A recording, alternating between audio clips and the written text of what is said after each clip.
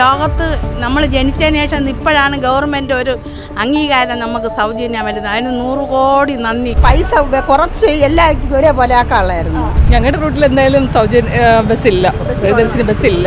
സാധാരണക്കാർക്ക് എല്ലാവർക്കും ഒരുപോലെ ഇതാണല്ലോ. ഇപ്പോൾ സ്ത്രീകൾക്ക് മാത്രമല്ലേ സൗജന്യ യാത്ര എന്ന് പറഞ്ഞതായിട്ടുള്ളൂ. ബാക്കി എല്ലാവർക്കും പഴയതുപോലെ തന്നെയാണല്ലോ. നമുക്കില്ല, നമുക്ക് ഫ്രീ ഇല്ല. പിച്ചക്കരിയിലാണ് നമ്മൾ താമസിക്കുന്നത്, പാവങ്ങളാണ്. അങ്ങോട്ട് ബസ്സുകളില്ല, ബസ്സുണ്ട്, ഫ്രീ അല്ല. കിട്ടി. എങ്ങനെയുണ്ട്? അടിപൊളി. അതെ, നല്ല ഉഷാറായിട്ടുണ്ട്. അവർ രണ്ട് മൂന്ന് പ്രാവശ്യത്തിൽ കയറിയിട്ടുണ്ട്. ഞങ്ങൾ മലപ്പുറത്തുള്ള ആളാണ്.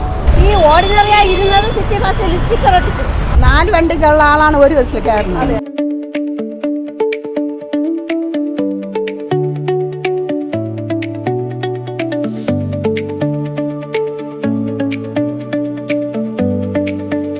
ജനങ്ങളുടെ യാത്രാ സൗകര്യം മുന്നിൽ കണ്ടാണ് പ്രിയദർശിനി പദ്ധതി ഇറക്കിയതെങ്കിലും ഇപ്പോൾ ആൾക്കാരുടെ ഇടയിൽ റൂട്ടുകളുടെ കുറവും സർവീസുകളുടെ മാറ്റവും ഒരു ചർച്ചാ വിഷയമാവുകയാണ്. എല്ലാവർക്കും ഈ പദ്ധതിയുടെ ആവശ്യമുണ്ടോ, അതോ സാമ്പത്തികമായി പിന്നോക്കം നിൽക്കുന്ന ആൾക്കാർക്ക് മാത്രം മതിയോ എന്നുള്ളതാണ് നമ്മൾ ഇനി ഉറ്റുനോക്കാൻ പോകുന്ന കാര്യം.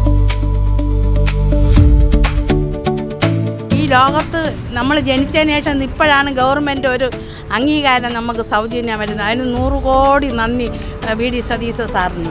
ഇപ്പോൾ ഗവൺമെൻറ് ഉദ്യോഗസ്ഥരും പാവപ്പെട്ടവരും ഒരുപോലെ ഇതിൽ സർവീസ് ചെയ്യാണ്. അതെങ്ങനെയാണ്? ഗവൺമെൻറ് ഉദ്യോഗസ്ഥർക്ക് അങ്ങനെ ഒരു ഫ്രീ യാത്ര ആവശ്യമുണ്ടോ? അത് പറയാൻ പറ്റില്ല. സാറ് പറഞ്ഞത് എല്ലാവർക്കും ഫ്രീ എന്നാണ്. ഫ്രീ ആയിട്ട് പോകുന്നവരും വലിയ കാർഡും ചെറിയ കാർഡിനും എല്ലാം ഒരുപോലെ ഗവൺമെന്റ് അത് പ്രത്യേകത കാണിക്കാത്ത വി.ഡി. സതീശ സാറിന് 1 കോടി കോടാനുകോടി നന്ദിയും 100,000 ആയുസ്സും കിട്ടട്ടെ. ഇതിന്റെ കൂടെ വേറെ എന്തെങ്കിലും പദ്ധതികൾ വേണമെന്ന് മനസ്സിലുണ്ടോ? അത് അവർ തരുമെങ്കിൽ നമ്മൾ കിട്ടിയാൽ ആരാണ് അയ്യോ എന്ന് പറയണം. നമുക്ക് എന്താണ് അവരിൽ സൗജന്യമായിട്ട് തരണം, അത് നമ്മൾ അംഗീകരിക്കും. 100% ഞങ്ങൾ അംഗീകരിച്ചിരിക്കും. ഇതേപോലെ ഒരു നന്ദി പ്രകടനം കാണിച്ച സാറിന് കോടാനുകോടി നന്ദി ഞാൻ പറയുകയാണ്. ഇപ്പോൾ പാവപ്പെട്ട ആൾക്കാർ താമസിക്കുന്ന സ്ഥലങ്ങളിലോട്ട് പ്രിയദർശിനി ബസ് കിട്ടുന്നില്ല എന്നൊരു പരാതി ഇവിടെ ഞാൻ കേട്ടിരുന്നു. അങ്ങനെ എന്തെങ്കിലും അറിയോ? അങ്ങനെയൊന്നുമില്ല. ഭരണ ബസ് കൂടുതൽ ഇപ്പം സൗജന്യ വണ്ടിയാണ് കൂടുതൽ ഇട്ടേക്കുന്നത്. പിന്നെ അവസരക്കാർ വേറെ ബസ്സിൽ കയറണവരൊന്നും അല്ലാതെ ഉള്ളൂ. അല്ലാതെ ഞാൻ ഇന്നുവരെയും കേട്ടിട്ടില്ല. നിങ്ങളുടെ നാട്ടിലോട്ടൊക്കെ ബസ് ഫ്രീ ആയിട്ട് പോകുന്നുണ്ടോ? എല്ലാ ബസ്സും ഇല്ലല്ലോ. എല്ലാ ബസ്സും ഇല്ല. യഥാർത്ഥത്തിൽ എല്ലാവരും പൈസ കുറച്ച് എല്ലാവർക്കും ഒരേപോലെ ആക്കാനുള്ളായിരുന്നു. പിന്നെ ഇപ്പോൾ 4 വണ്ടിക്കുള്ള ആളാണ് ഒരു ബസ്സിൽ കയറുന്നത്. ബസ്സുകൾ കുറവാണ്. ചേച്ചി എവിടെയാണ് താമസിക്കുന്നത്? എൻ്റെ വീട് വാൽഡേര ഉച്ചക്കട. അങ്ങോട്ട് ബസ്സുകളില്ല. ഇപ്പോഴത്തെ ചപ്പാത്തി നമ്മൾ പൈസ കൊടുത്താണ് പോകണം. രാവിലെ ഇങ്ങോട്ട് പൈസ കൊടുക്കണ്ടായിരുന്നു. എന്നാൽ ഭയങ്കര തള്ളലൊക്കെയാണ്. എല്ലാവരെയും ഓട്ടം കൊണ്ട് ജയിച്ചില്ല, പുരുഷന്മാരെ ഓട്ടം ഉണ്ട്. അതുകൊണ്ട് എല്ലാവർക്കും പൈസ കുറച്ച് കൊടുത്ത് ടിക്കറ്റ് എടുത്താൽ മതിയായിരുന്നു. അതായിരുന്നു ഏറ്റവും നല്ലത്. ഇഷ്ടംപോലെ ബസ്സുകളുണ്ടോ?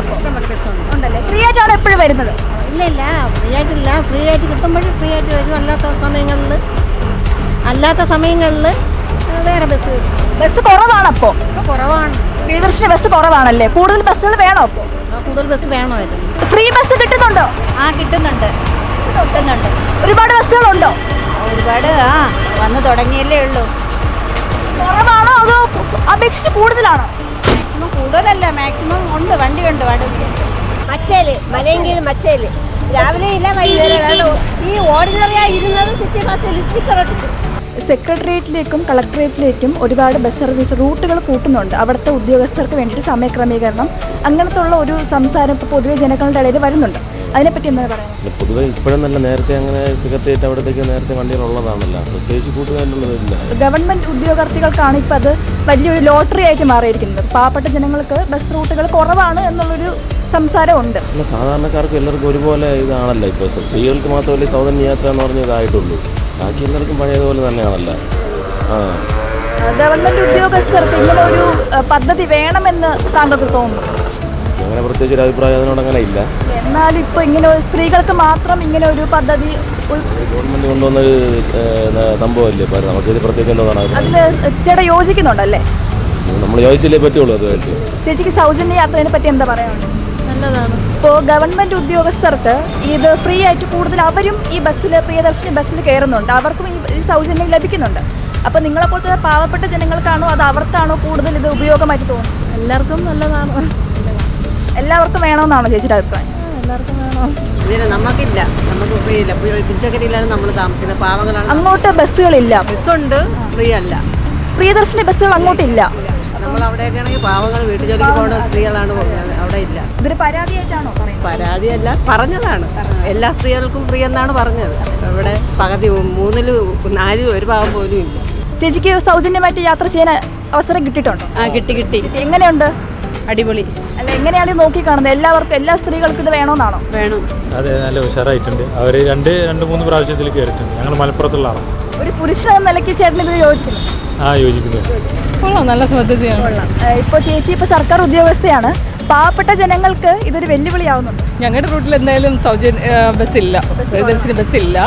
പൊതുവെ എങ്ങനെയാണ് തോന്നുന്നത്? പാവപ്പെട്ട ജനങ്ങൾക്കല്ലേ? അത് വളരെ ഉപകാരപ്രദമാണ്. ഇപ്പം സെക്രട്ടേറിയറ്റിലോട്ട് കളക്ടറേറ്റിലോട്ട് ഒരുപാട് ബസ്സുകൾ റൂട്ടുകൾ മാറി അല്ലെങ്കിൽ നിങ്ങളുടെ സമയത്തിനനുസരിച്ച് റൂട്ടുകളും ബസ്സുകളും മാറ്റി മാറ്റി വിടുന്നുണ്ട്. അപ്പോൾ അത് സാധാരണ ജനങ്ങൾക്ക് അതൊരു ബുദ്ധിമുട്ടായിട്ട് മാറിയിട്ടുണ്ട്. എന്താണ് അഭിപ്രായം? അല്ല, അങ്ങനെ ഞങ്ങൾക്ക് തോന്നിയിട്ടില്ല. നമ്മുടെ ഓഫീസ് ടൈം അനുസരിച്ചുള്ള ബസ്സുകൾ തന്നെയാണ് ഞങ്ങളുടെ റൂട്ടിൽ നിന്നൊക്കെ വരുന്നത്. മറ്റു റൂട്ടുകളുടെ കാര്യം എനിക്കറിയത്തില്ല. ദൈനംദിന ആവശ്യങ്ങൾക്കായി ബസ്സിനെ ആശ്രയിക്കുന്ന വയോധികർ, കുട്ടികൾ, വീട്ടമ്മമാർ ഉൾപ്പെടെയുള്ള സാധാരണ ജനങ്ങൾ ഇപ്പോൾ യാത്രാ പ്രതിസന്ധി നേരിടുന്നതായും ശ്രദ്ധയിൽപ്പെട്ടിട്ടുണ്ട്.